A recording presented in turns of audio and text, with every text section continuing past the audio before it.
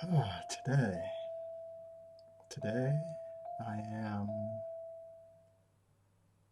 making a friend of death. This is the second day after my 60th birthday, and I am being with the fears, the sorrows, the sadness, all the emotions coming up as I'm holding where I'm on the cusp of. Um, I don't know how much I've said here. I'm trying to remember, but anyway, so I am staying with a dear friend. It's been over a year. I've been here, way beyond the call of duty. Um, I am. I got PTSD and all sorts, and anxiety disorder, and so I have my previous condition, which I've talked about, and which is connected with my stuttering and my problems with serotonin and dopamine production and all that, and all of that. My my extreme sensitivity to stresses I've had all my life, but in the past couple of years, my life has been very stressful, and I was in a relationship with somebody who handled stress the opposite of me. So when my wife Sarah was stressful, she explodes, and usually towards me. And when I get stressed, I implode, which is a bad combination. So, and the last couple of years were so intense, and it was just um, very intense. And she's a victim of abuse, and um, she got caught in that pattern, and unknowingly was playing it out on me. And I had all this other stuff that I was bringing in, so it was just a mess. Anyway, so I had post-traumatic stress, from all of that, and really intensely. And um, anyway, so I'm very having a hard time really kind of functioning normally. I've always have. Now it's just even worse, and it could be just the PTSD, that experience. It could be as I get older, it gets worse. Who knows?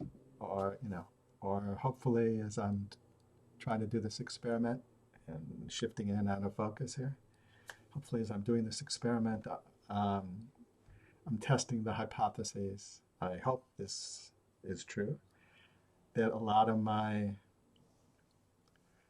that I may be able to handle my sensitivities to stress and all that a lot better if I am living an authentic life. But in order to do that, I'm really kind of taking a big leap here. And that leap is recognizing that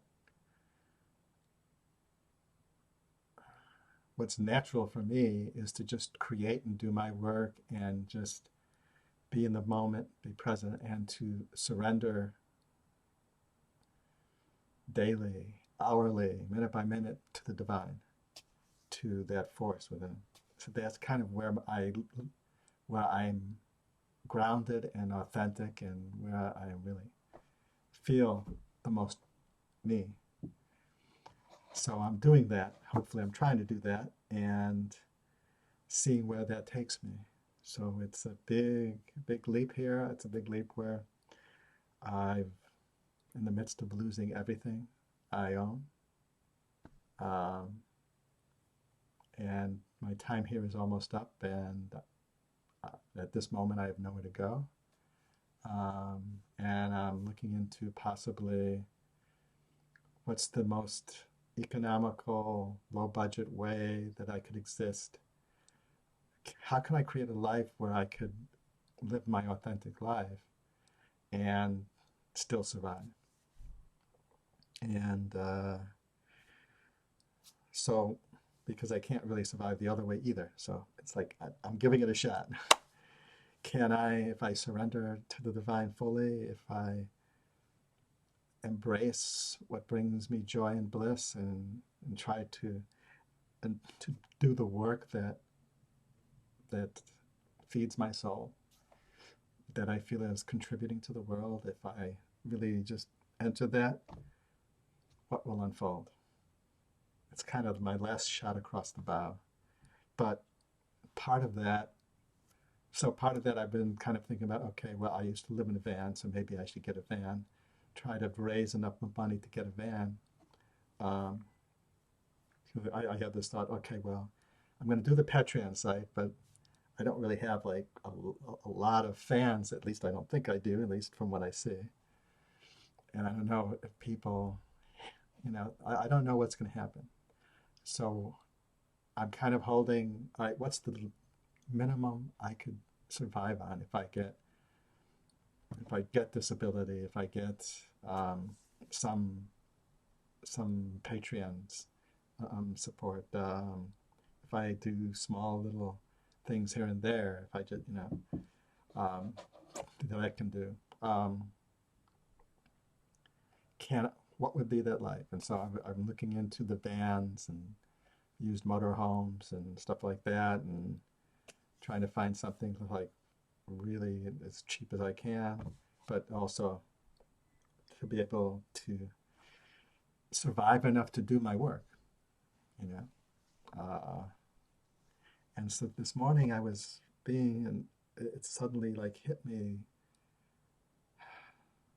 that I'm much older than I was when I lived in a van, and I have a lot of physical limitations and conditions that will make it a lot harder in my perception, it seems. And potentially, I had this wave of, is this really, this is actually, I could die here living on the streets. And then I just felt it. I felt that, well, first of all, any of us can die at any minute. But, homeless people, people living on the streets and in their cars and stuff, you're closer to that potential. And that wave just hit me, and I was blessed in the moment to kind of like not deny it and not let it overwhelm me, but it's like say, all right, let's work with this. I need to be in it. I need to feel it. I need to hang out and have tea with it, as Ram Dass likes to say. So that's what I've been doing today. I've been having tea with the potential risks that I'm on the cusp of here. And holding that, being with the feelings, not trying to change them, not trying to feel, just being with it. And I was just with it, and then I've been in this altered state ever since I started doing that. And it's like fully present and fully present to this moment and my thoughts of the past and future, but kind of a present awareness of that. So it's really fascinating because it's like, well, right now in this moment is my present, and if a memory arises, that's in the moment, but it's a memory. If a fear of the future arises, it's still, it's a thought, it's a projection, but it's a projection in this moment. So, but for some reason in this state, I'm able to hold those in the moment without flying off in either direction. So it's interesting. And it's just, I could easily just shift into the beauty of this moment and the air I'm breathing. There's some cool smells going on, maybe some flowers. Looking out, I could see the wind rustling through the trees, and it's beautiful. It's like, it's really kind of, I'm feeling in that state of making friends with death. of recognizing this could be it. This could be the end very soon. And what does that mean? And how do I hold that? How do I be with it without running away from it and without letting it destroy me? And making a friend of it. And it's true, it's making a friend of death. There's various sources. The first one I experienced it from was Castaneda's writings. And in there, Don Juan talks about making a friend of death, how you can't really live life with denial of death. You know, it's like if you're fully present to this could be my last moment, there's a big impetus to live that moment fully. So making a friend of death is being in that moment saying, this could be it. What do I want to do right now? What am I feeling right now? What's happening right now? Here, now, that's it. That's all I have, because I could die now, any moment now. The reality is any of us can die at any moment, we don't know.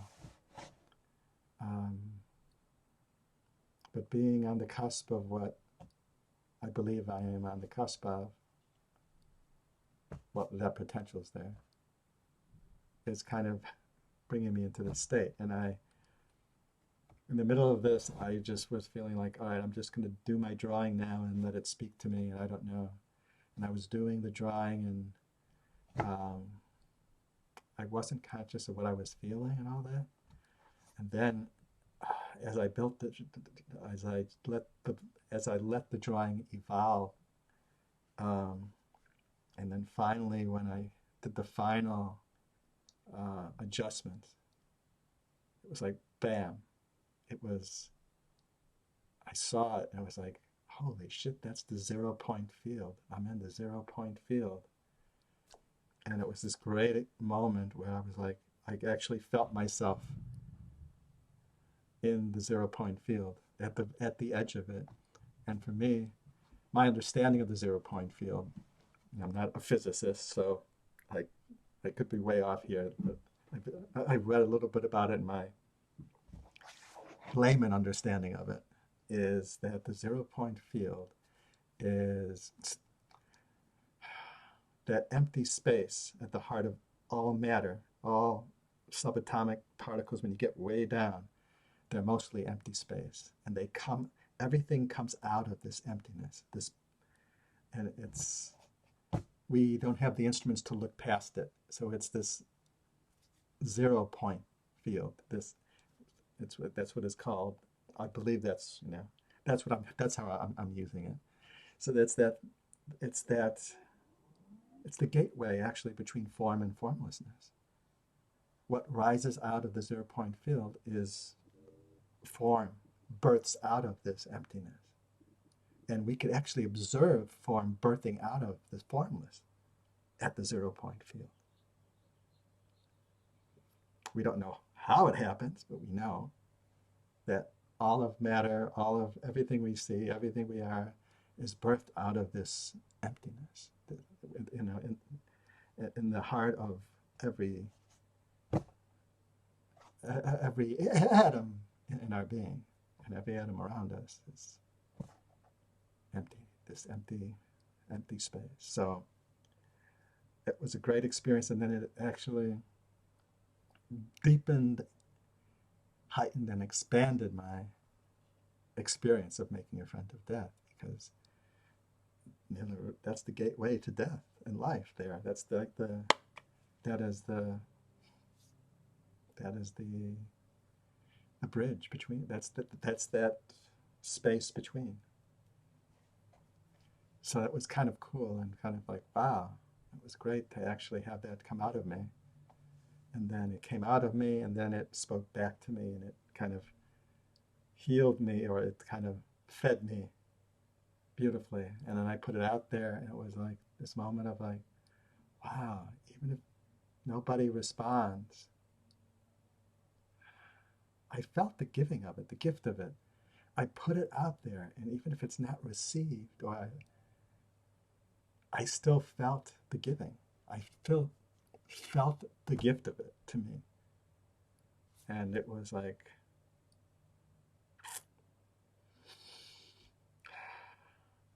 it's beautiful to have just that experience of that, the act of it, act of creating, having it feed you, and then to a point of giving it freely. I was able to give it pure and freely with, you know, I've already received the blessing from it, and I'm trying to share it, and perhaps it'll touch others. Perhaps it won't. It's already touched one. So, and who knows how everything really works. I mean, if we are all one, if it's all one, then me creating that, all right, here we go, me creating this drawing and have it give a profound shift in me, since I am part of the whole, I've just affected the whole. There you go. So if we're doing any kind of powerful work on ourselves and it affects us, we are contributing to the universe. If we are all one, if we are, each of us are part of the bigger. Ah, interesting. All right, so it connects to all these paradigms, like if you can't have a peaceful world unless we're peaceful inside. So first have peace in yourself, and it will radiate outwards. So it's peace within. You can't have peace without unless you have peace within. So, but this is on a more even basic level that, excuse me, oh, got something in my eye. That if I enter a state of peace, it's affecting the collective mind and heart and beingness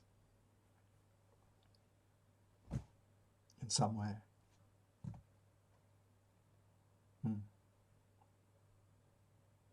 Okay. Namaste.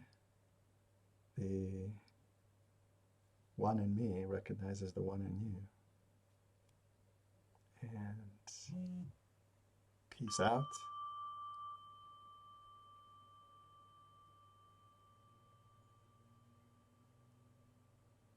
And peace in.